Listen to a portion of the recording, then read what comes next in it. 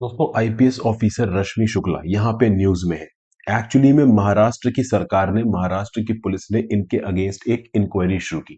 Inquiry क्या है कि जब ये स्टेट के इंटेलिजेंस डिपार्टमेंट की चीफ थी, तो इन्होंने शिवसेना के और नेशनलिस्ट कांग्रेस पार्टी के लीडर्स के ऊपर स्नूपिंग की, उनके फोन टैप किए। आपको याद होगा 2019 में जब महाराष्ट्र में स्टेट लेजिस्लेटिव असेंबली के इलेक्शंस हुए थे, तो पहले एकदम से बीजेपी की सरकार बन गई और आप देखो को जो बीजेपी के रिप्रेजेंटेटिव थे उनको चीफ मिनिस्टर बना दिया गया। बाद में कुछ पॉलिटिकल ब्लेम गेमिंग हुई, कुछ इंटरनल रीऑर्गेनाइजेशन हुआ और महाविकास अघाड़ी की सरकार बनी, जिसमें दो मेन प्लेयर्स थे, शिवसेना और नेशनलिस्ट कांग्रेस पार्टी।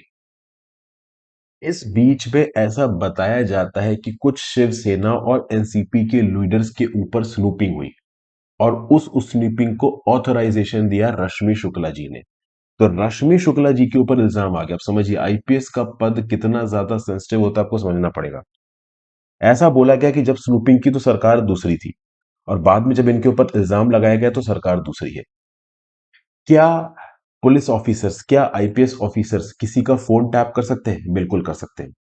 एक राज्य की पुलिस फोन टैप कर सकती है, 10 central intelligence agencies phone tap कर सकती हैं। फोन टैप करने में परमिशन किसकी लगेगी, इसके बारे में अगर आप डिटेल में जानकारी चाहते हैं तो विनी सर ने वीडियो बना रखी है, what laws governs tapping of a phone.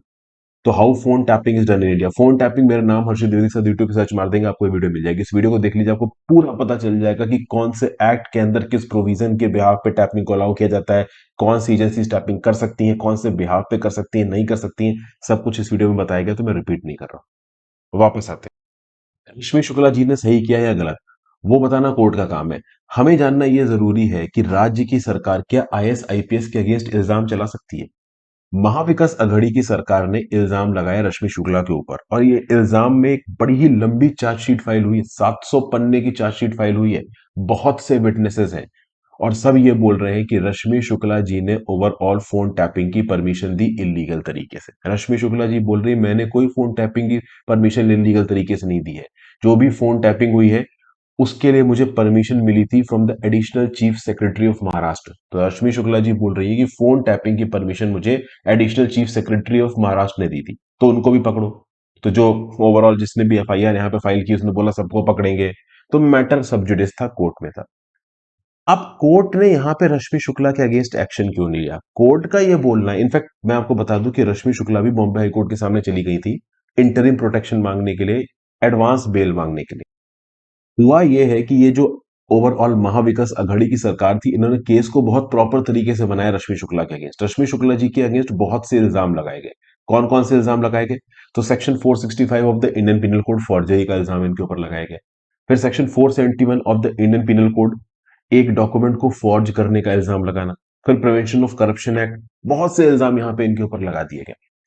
लेकिन एक कैच है दोस्तों, यहाँ पे राज्य की सरकार किसी आईपीएस अधिकारी या आईएएस अधिकारी के ऊपर कितने भी इल्जाम लगाए, उस पर्टिकुलर अधिकारी के ऊपर प्रोसिक्यूशन करने से पहले केंद्र की सरकार की परमिशन लगेगी। जी हाँ, इसके लिए आपको पढ़ना पड़ेगा section 197 of the criminal procedure code 1973। इस section 197 of the code of criminal procedure में पहला पॉइंट पढ़िए।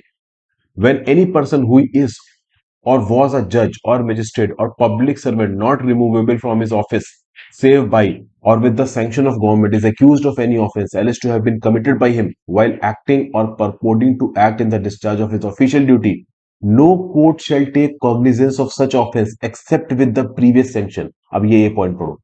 In the case of a person who is employed or, as the case may be, was at the time of the commission of the alleged offence employed in connection with the affairs of the union of the central government. अब समझिए, रश्मि शुक्ला जी राज्य की सरकार के अंदर काम कर रही है, बट आईपीएस का रिक्रूटमेंट कौन करता है? DOPT, department of personal intelligence. वो किसके अंदर आता है? केंद्र की सरकार के अंदर आता है। तो section 197 of the code of criminal procedure के अंदर अगर किसी आईएएस आईपीएस या ऑल इंडिया सर्विसेज के ऑफिसर के अगेंस्ट इंक्वायरी चलानी है, प्रोसिक्यूशन चलाना है, तो केंद्र की सरकार का अप्रूवल लगेगा। कोई भी कोर्ट किसी भी आईएएस आईपीएस या ऑल इंडिया सर्विसेज के अधिकारी के अगेंस्ट कॉग्निजेंस नहीं ले सकती। कॉग्निजेंस मतलब उसके अगेंस्ट जुडिशियल प्रोसीडिंग शुरू नहीं कर सकती अनटिल अनलेस केंद्र की सरकार का अप्रूवल है। तो अगर राज्य की सरकार किसी पर्टिकुलर आईएएस या आईपीएस अधिकारी को गिल्टी मान रहा है और उसके अगेंस्ट प्रोसिक्यूशन चला रहा है, तो परमिशन लेनी पड़ेगी प्रायर किससे? केंद्र की सरकार से, क्योंकि आईएएस आईपीएस का रिक्रूटमेंट केंद्र की सरकार के थ्रू होता है। वो ओवरऑल फाइनली उनकी कमांड के अंदर होते हैं।